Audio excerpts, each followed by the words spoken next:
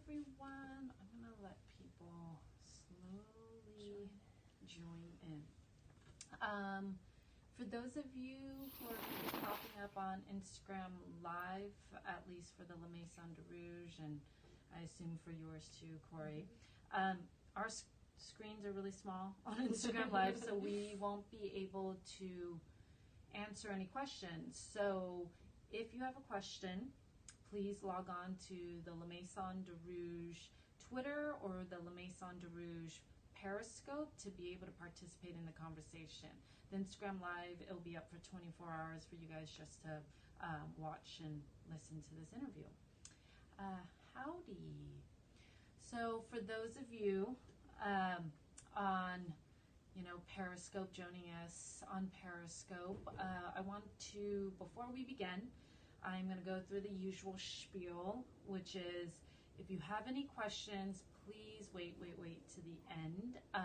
Write them down. We will have a Q&A, because a lot of times the interview will answer some of the questions you might have. And it's a bit hard to hear you. Let me see. Thank you. It's on the highest, so we'll project even more. Let me see if I can fix this. All right, perfect.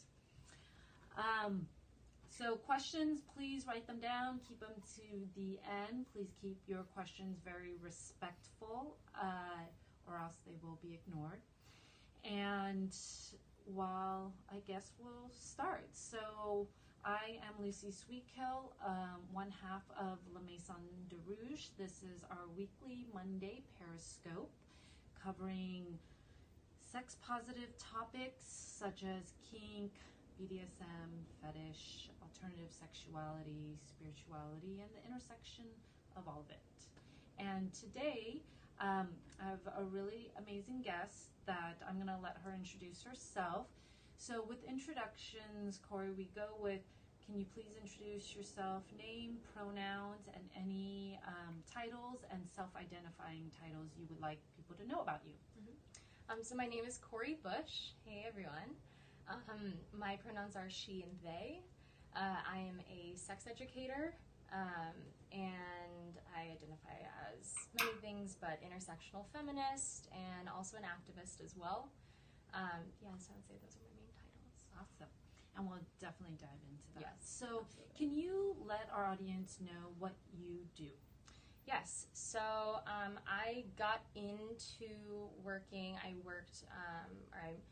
currently working with another sex educator, but I mainly teach classes around the city in different conventions, things like that.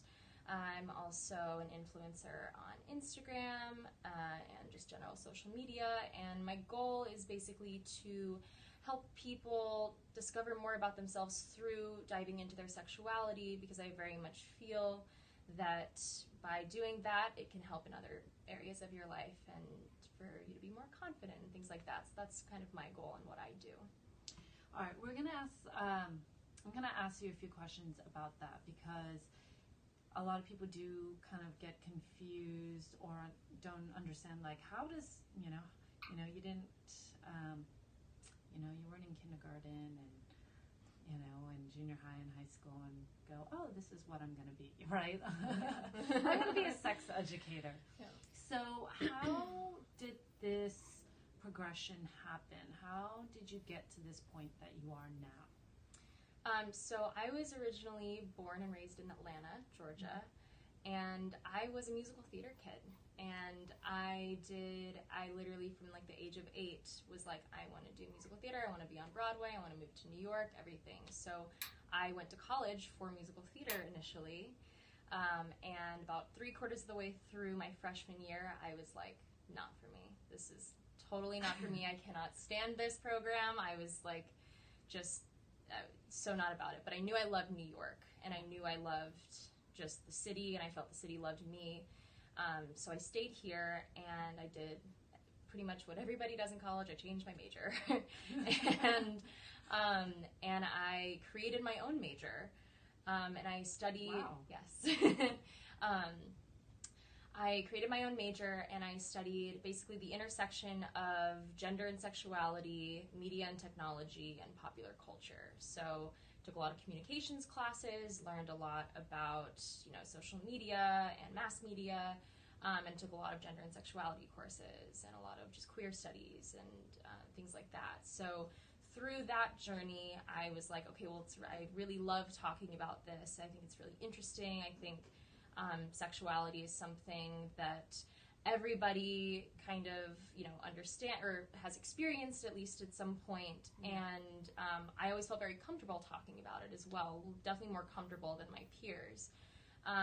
And I started to get into, I guess, kink and exploring that kind of realm when I was in London for a period of time.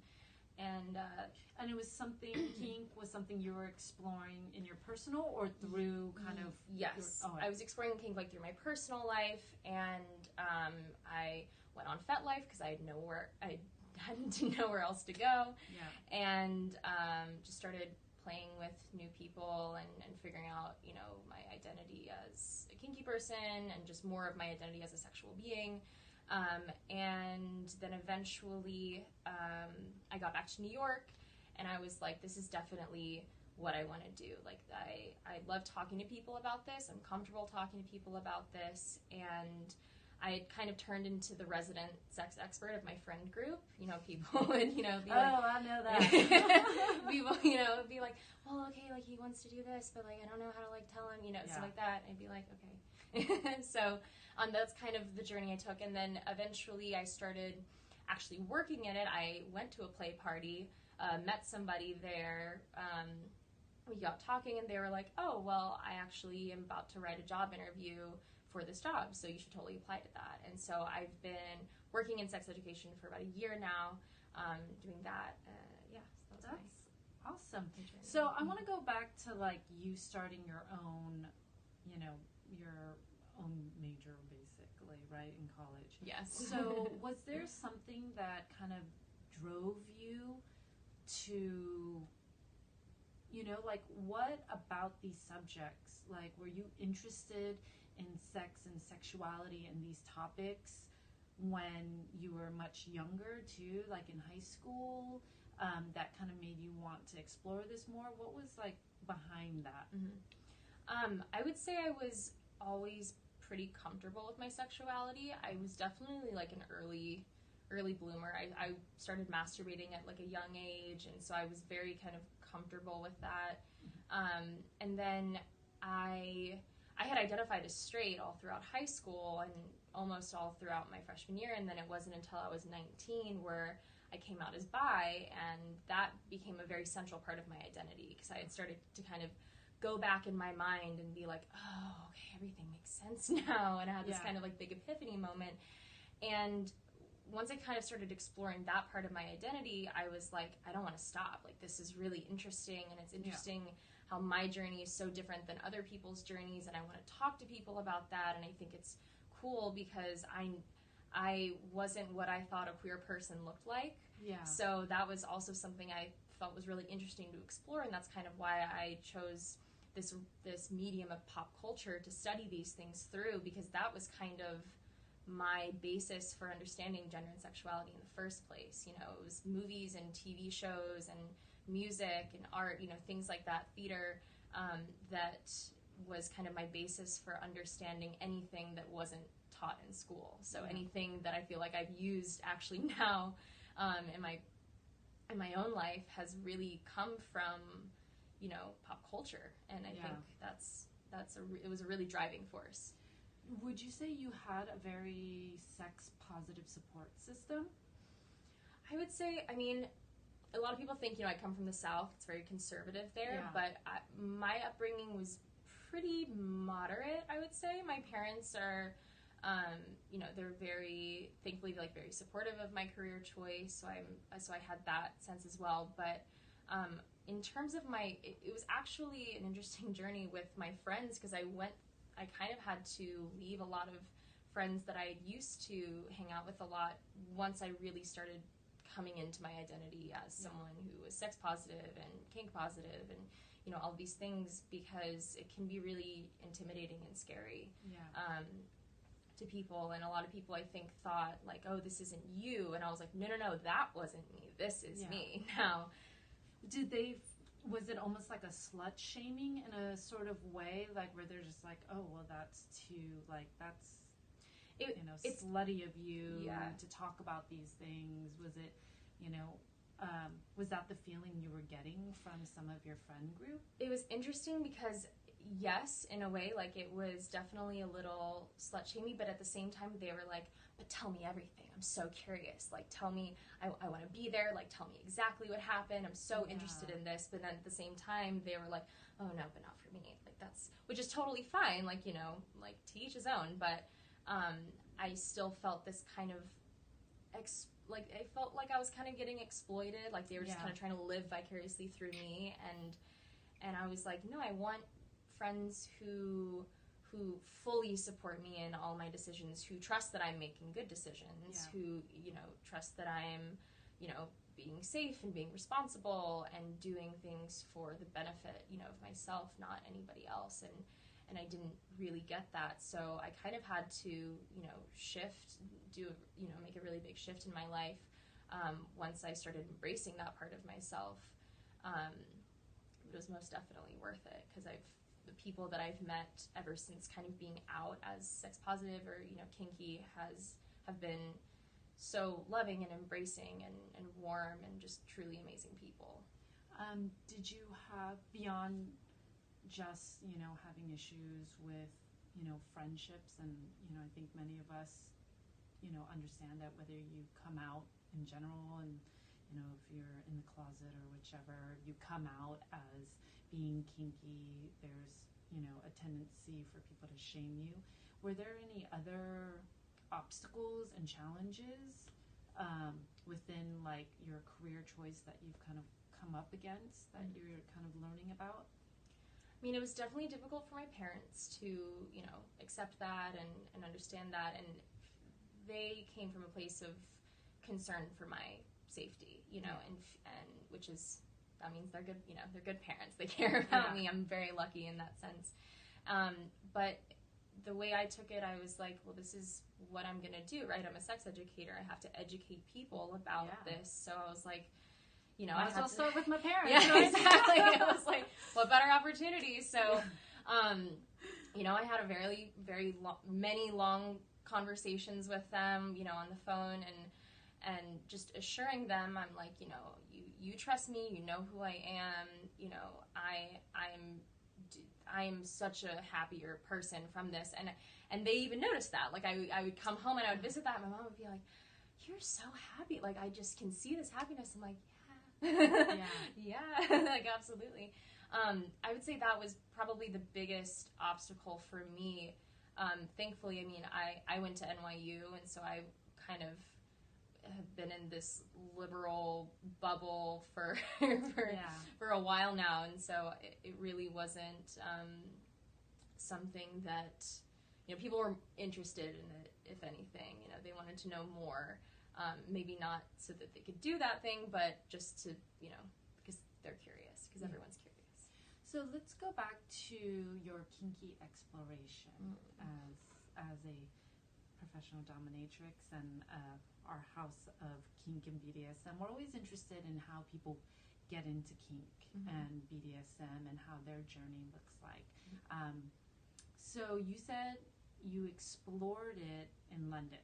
Yes. Had you had thoughts about it before, like fantasies?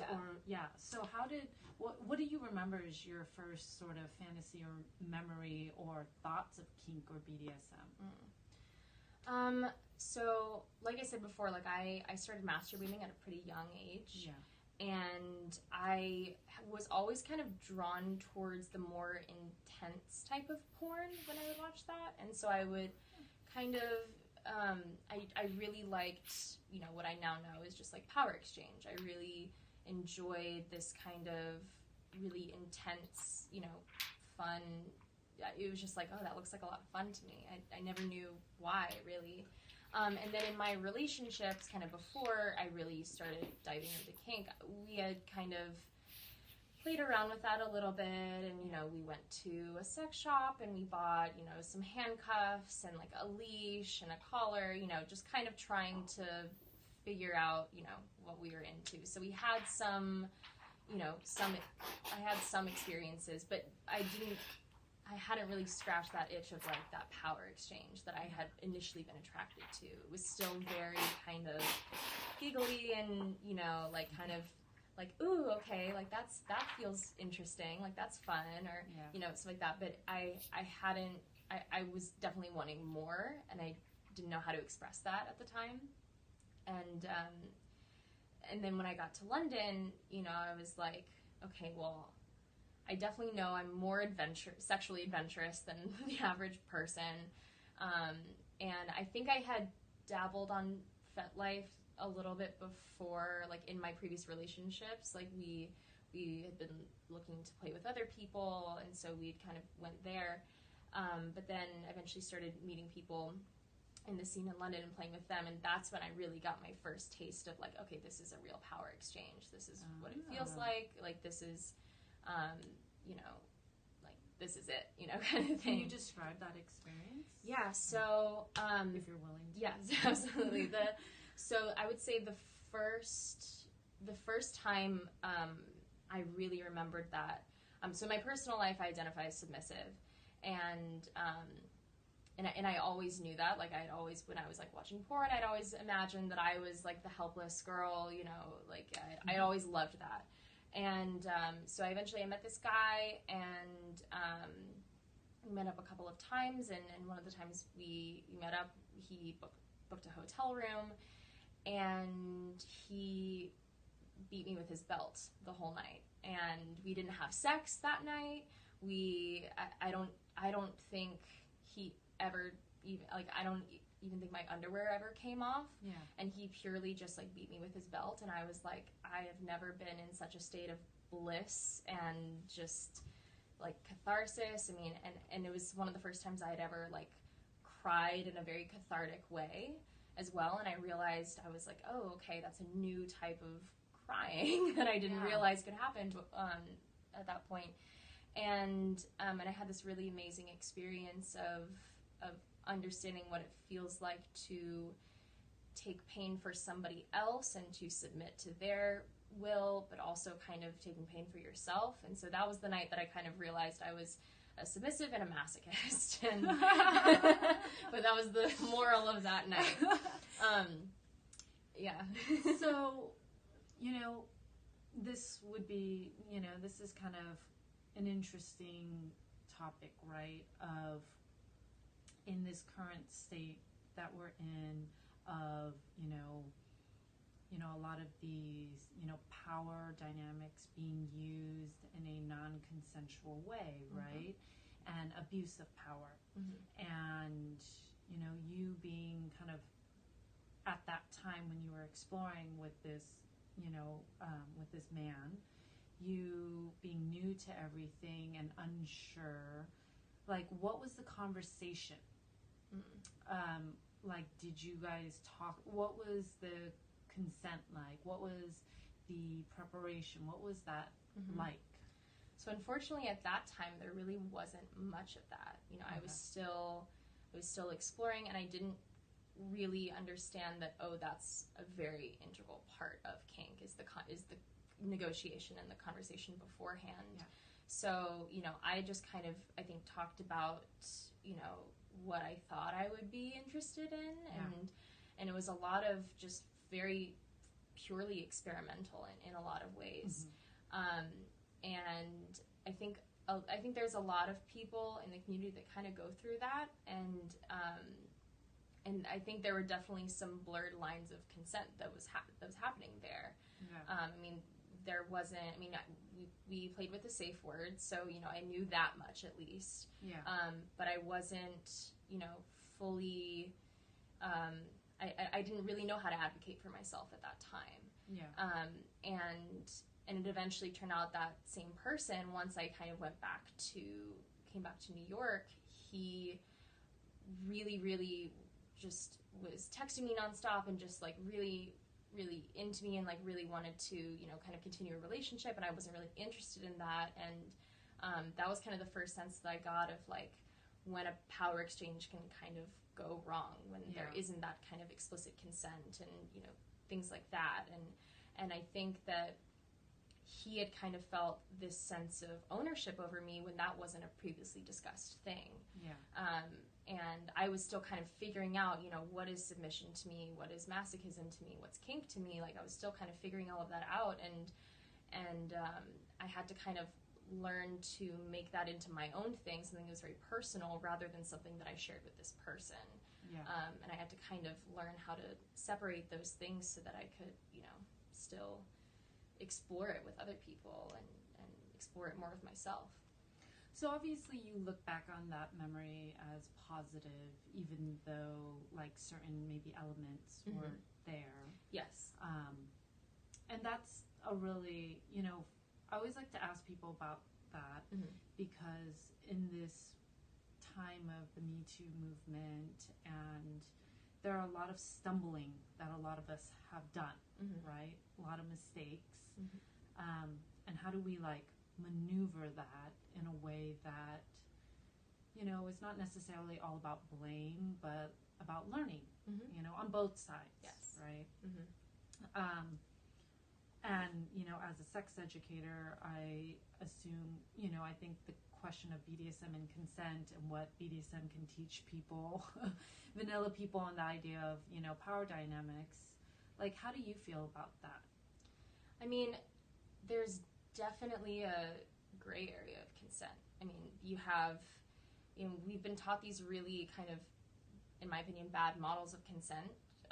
You know, we've heard no means no, we've heard yes means yes, and then there's this big middle area that's just gray and no one really knows. I'm like, is that illegal? Is that legal? Like, we don't really know, like, you know, where it falls. And I think, you know, something like with the Me Too movement that happened is it started to show a spectrum. You know, like you have one end of the spectrum, you know, you have like Harvey Weinstein, for example, who, you know, serial, this is, you know, constant behavior of his. And then you have like a situation like Aziz Ansari on the other end. Yeah. He didn't do anything illegal, but it wasn't okay. And so that's kind of what I think is interesting, because in kink, you know, that gray area is, I think, can be a little bit more prominent, especially when you're starting out. Because, you know, as much I look back on that memory as positive, however, I would have loved to go back and tell myself, like, you should be talking about this, and you should be voicing these concerns, and, you know, like this stuff, and you should have, you know, like there should be a lot more, there should have been a lot more conversation happening. And I mean, I personally viewed that interaction as consensual, but there were definitely gray areas, because I do remember, you know, being in that moment being like, okay, well, should I say yellow right now? Like, or do I want to push myself? And I feel like that's kind of the plight of a masochist, where you're like, you're constantly like, you're like, okay, how far can I push myself? And that's something that I've learned now, is like, that's why it's important, at least for me, to play with people who are experienced and know what they're doing, and can also gauge, you know, in that situation. Because, like, you know, if I'm in Subspace, I might not be able to really have a good sense of how much further I can go, or, you know, like kind of where I'm at. So I really have to trust my partners, and that's why it's important to have that conversation before you're in that moment where you're like, if I'm doing X, then this needs to happen, or, you know, to have those kind of fail-safes in place. Yeah. Do you think kind of part of why you wanted to become a sex educator is the fact that these conversations didn't happen, and, you know, you never came across these conversations, and maybe other people might come across these conversations a little more if we're actually having them? Yeah, I mean, it's interesting. I didn't have the worst sex education as a child. I mean, I was in Catholic school when oddly enough, I went to Catholic school. I know, right? Oh my gosh. A masochistic school, Catholic school. I was in Catholic school for 2 years when I had my sex education, and it wasn't horrible, but it also was not good. Yeah. And I had to just learn a lot just through experience, which is like, if anything, to learn through experience. I feel like sex should not be one of those things, or consent, like should not be one of those things that you learn by making mistakes.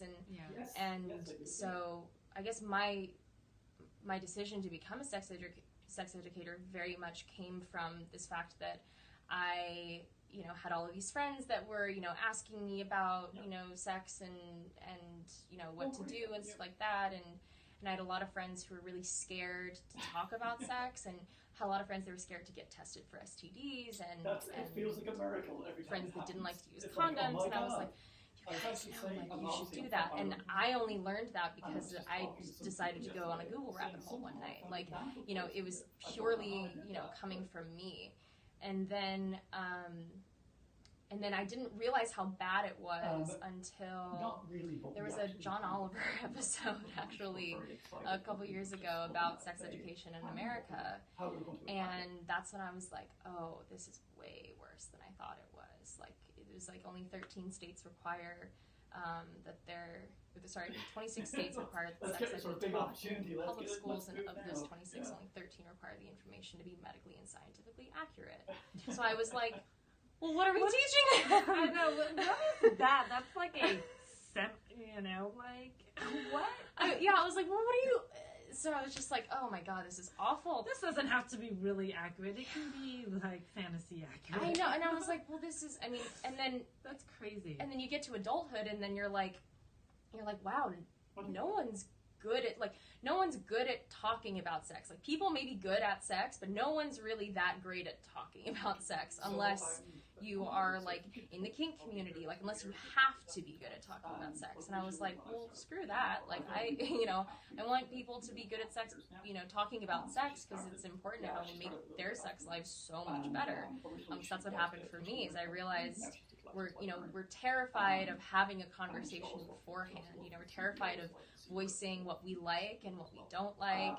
And because of that, we have really average and mediocre sex. And I was like, well, I don't want to settle for average and mediocre sex. I want to have good sex. I want to have fun experiences that I'm not in the back of my head being like, do I really want to do this? Like, I didn't want to have that anymore. I was really tired of that. So, I really became a sex educator because I felt that, I want more people to have that experience. And it also very much encouraged me to be unapologetically open about my sexuality, and I really wanted to be someone who practiced what they preach.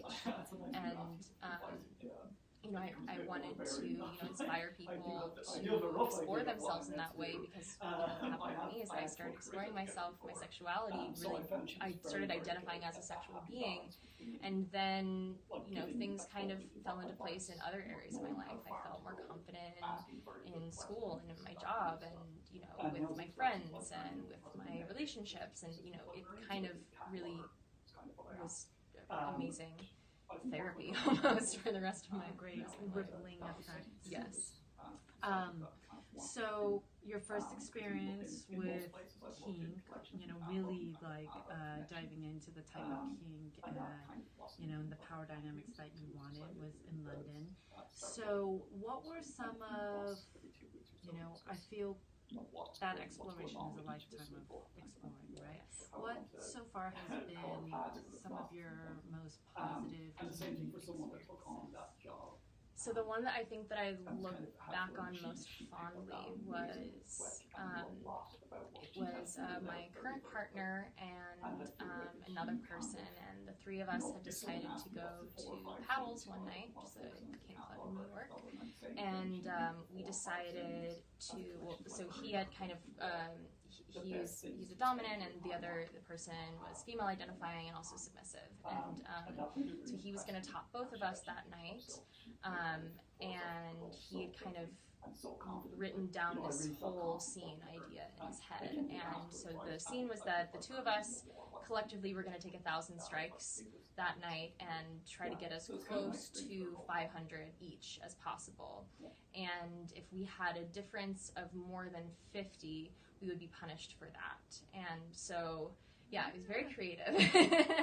And so we arrived at the club, and the way he did it is as, like, let's say that I was being hit, then he had the other person go kneel in the corner with their head down, and then when I decided to tap out, essentially temporarily, then we switched. So it was kind of a sense of, I felt like shame for, okay, I'm bringing on this pain to this other person because I can't handle it. So it was kind of like a little mind fuck in that way, which I learned I loved.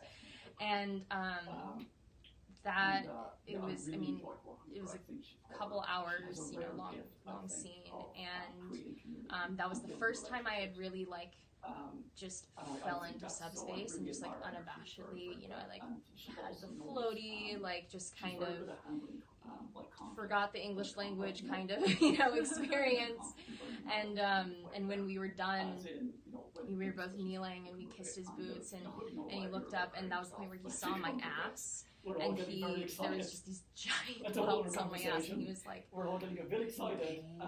Ice. And then it was like a quick kind of we started aftercare, and then I had someone icing my butt for the rest of the night, but it was such a wonderful cathartic experience that I learned I loved challenges, and I really loved pushing myself to a point to make somebody else happy, because it made me happy, in return. And I would say that's one of the experiences I look on. That's awesome. Most fondly.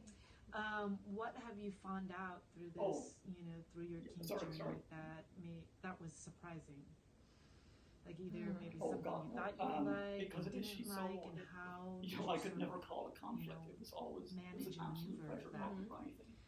Well, I think there was, at first, there was definitely some back and forth, because I was I'm very much a feminist, I'm an intersectional feminist, and then I was okay, but I'm submissive, and I usually play with men as my tops, and I was like, okay, well, how do I reckon the fact that I like being beaten by men and I'm a feminist, that,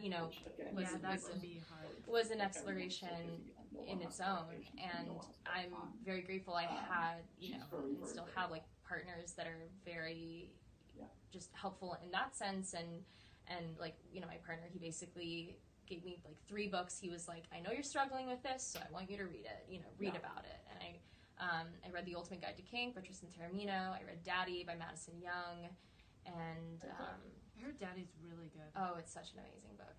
Madison, she's an incredible woman. She's an incredible author. It's really a good read.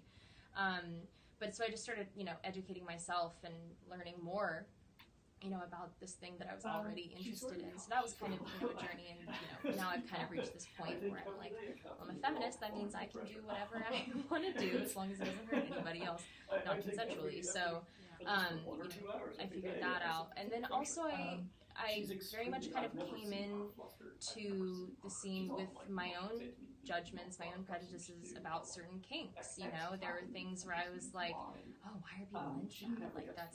That's so weird. And then, it's like my friends would ask to show, to see my butt after that day, and they're like, oh my God, why are you into that? And it was this, I was like, wait, oh.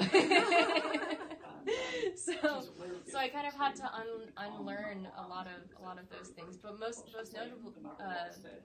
notably, I really enjoy DDLG play, which stands for Daddy Dom Little Girl, or sometimes people call it CGL play, Caregiver Little, and that was something that Does that lead for you into a incest fantasy at all?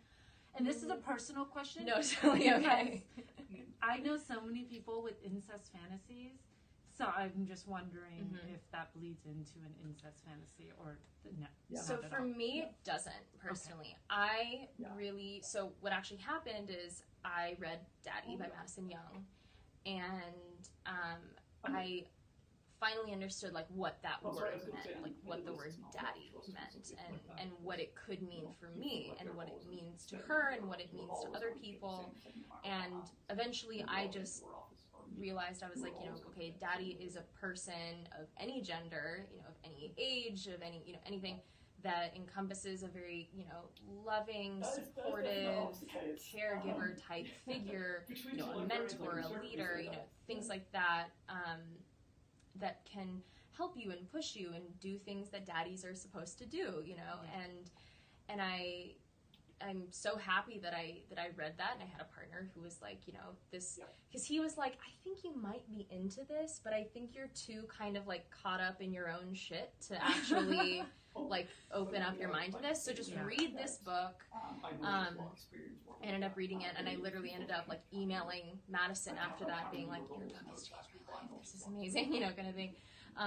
But that was a big kink that I was really against at first, that now is a very central part of my relationship with my partner. That's amazing. Yeah. It is something that can be hard to tackle, right? These ideas of, as a woman, being, identifying as submissive, and why you're submissive, and still identifying as, a strong, independent woman, or, and understanding that we are all multifaceted, I think she'd be more capable beyond. No one category identifies us in full, right? So, what projects have you been working on lately? So I'm actually going to be teaching at SubCon, which is coming up in next weekend. I'm from so where is that? It's here in New York. Yes. It's going to be. Is it always in New York? I think so.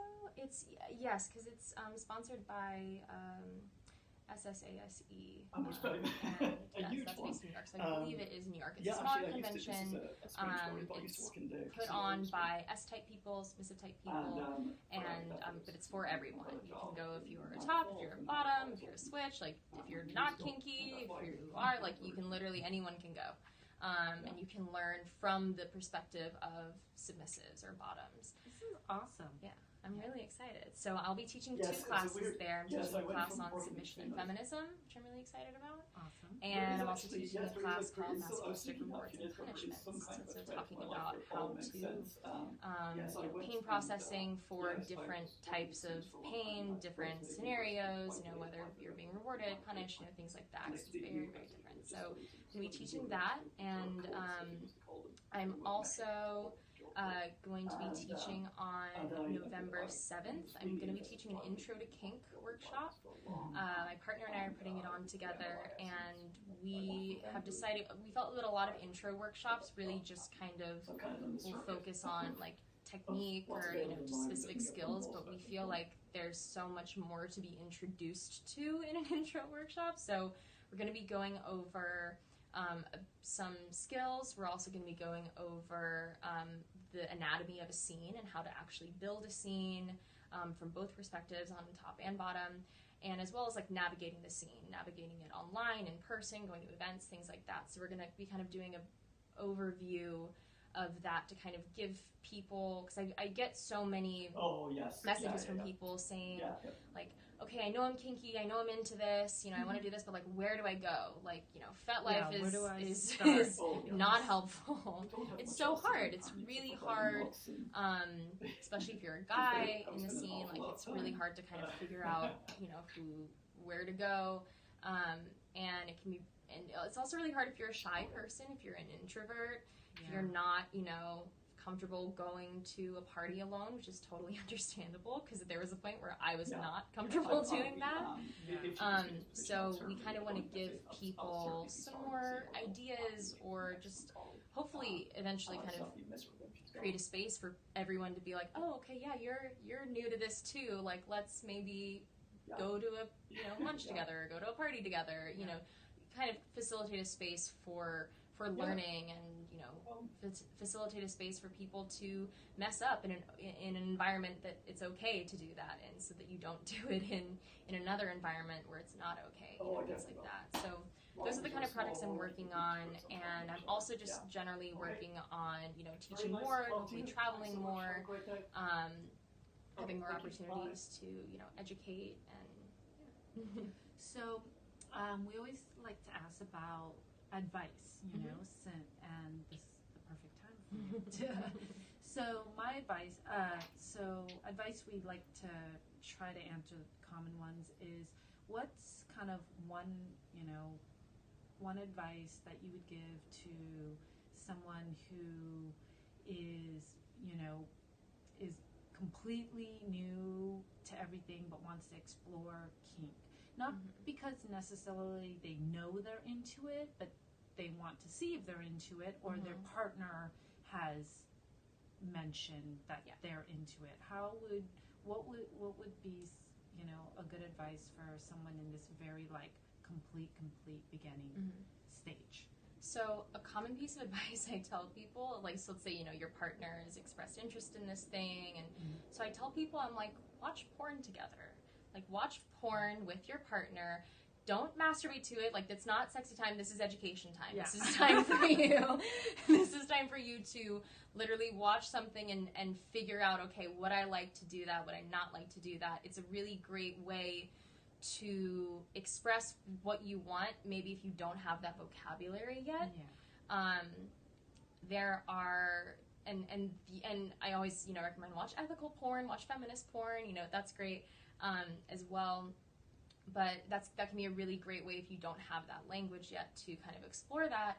And then I think, I mean, at least what I did, which I thought was, you know, great, is like go to your local sex shop, like go to a store and ask the people who work there. Like, they are there to help you, and they're there because they want you to have a better experience in the bedroom, and they're comfortable talking about sex. Like, they're interested in it. You wouldn't be working at a sex shop. Exactly.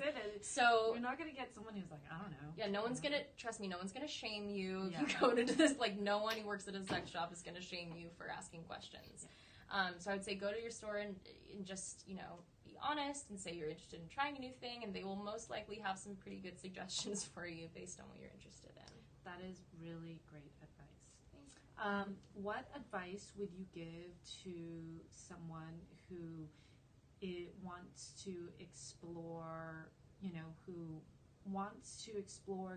find a new partner, like, or other partners within the kink community? The solo, basically, the solo person advice, because not many people obviously have partners, and it can be such a daunting thing. What would be some advice on that? I would say, I mean, I know it's very difficult because there's definitely an introvert inside of me that's very scared of doing this, but putting yourself out there and going to events solo. There are what are called munches in the scene where you can meet people in a vanilla setting that are also kinky, and kind of, so if you're not ready to maybe like play in public yet, or, you know, do that, can't put on your latex right now. Most munches are held in a restaurant or a bar, and you must be clothed for that.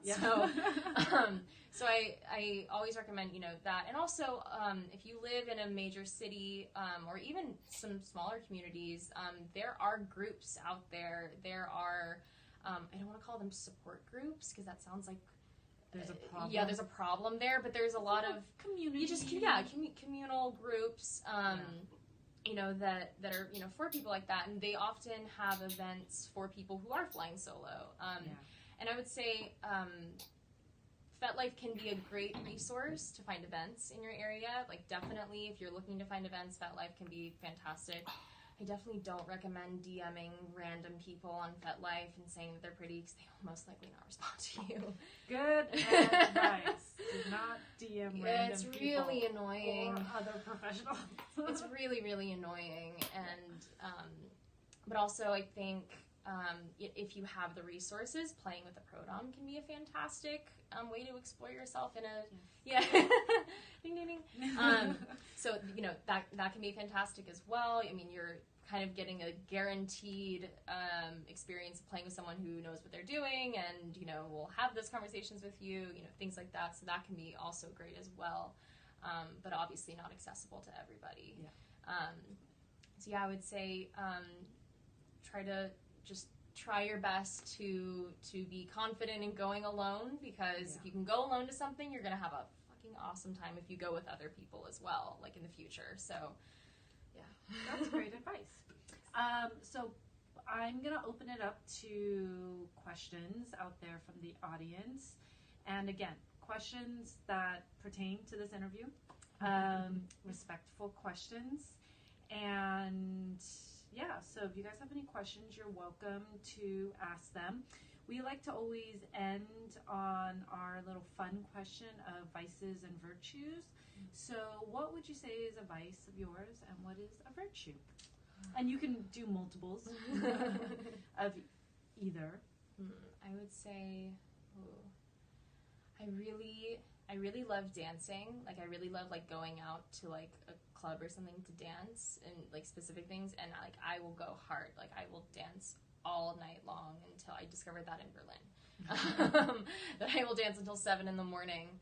And so I would say, like, that could be both a vice and virtue, maybe. But I love that. And I don't know, another vice. Someone's asking, are you asking how we met, or how Cory met maybe her partner? Be more specific.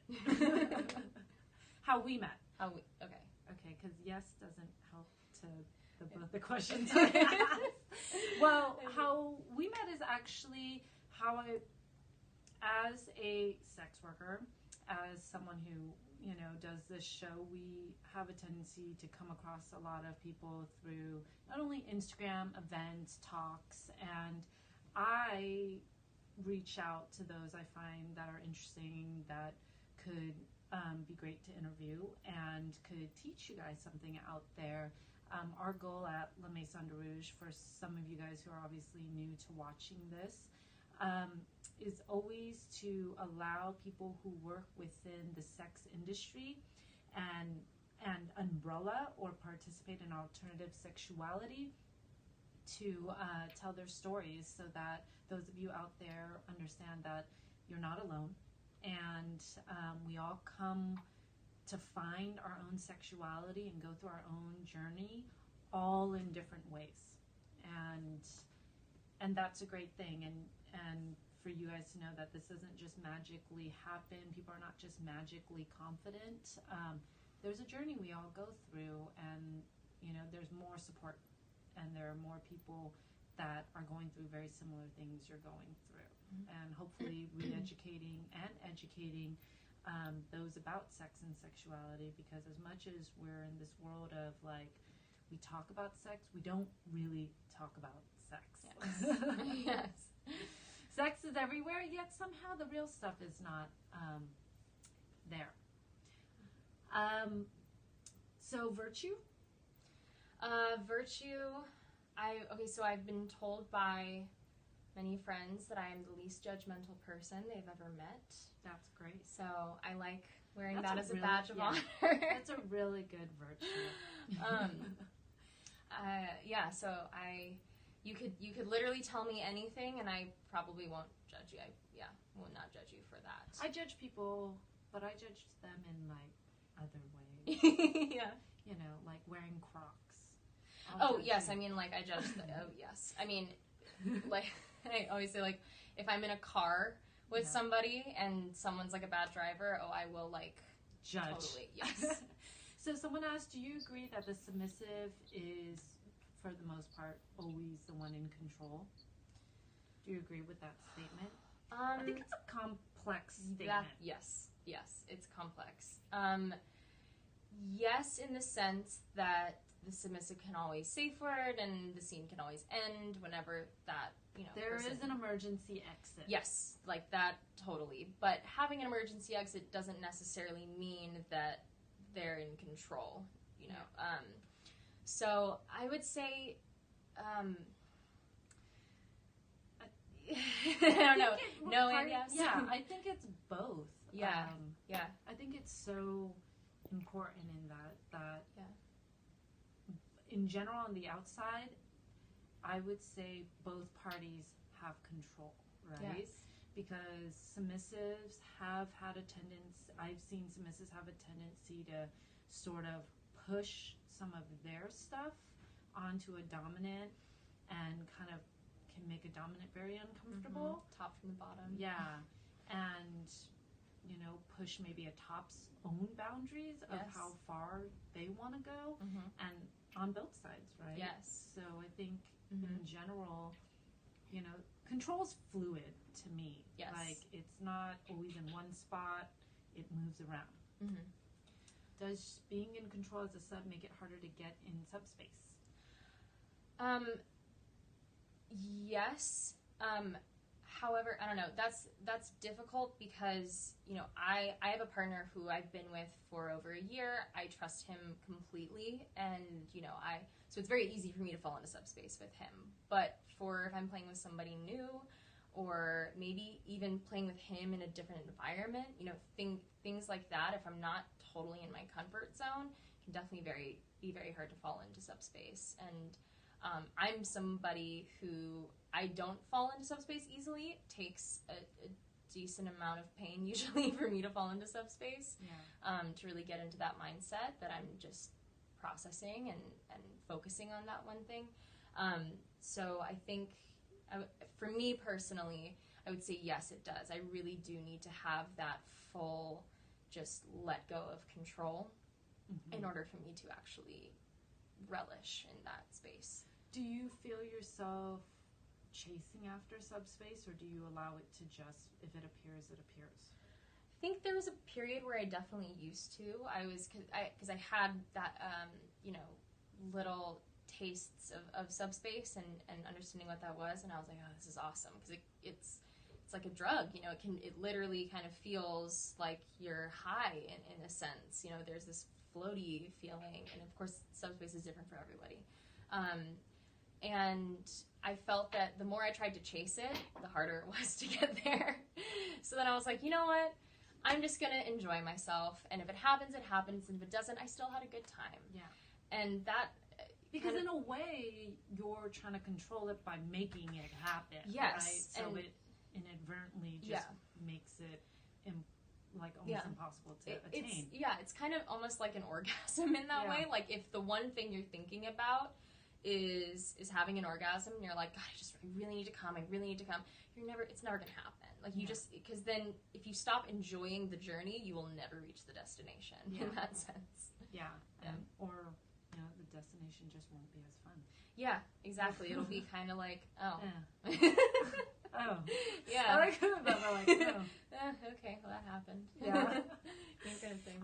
Can you let everyone know how they can either reach out to you, follow you, attend any events or classes you're teaching? What is the best way for them to connect?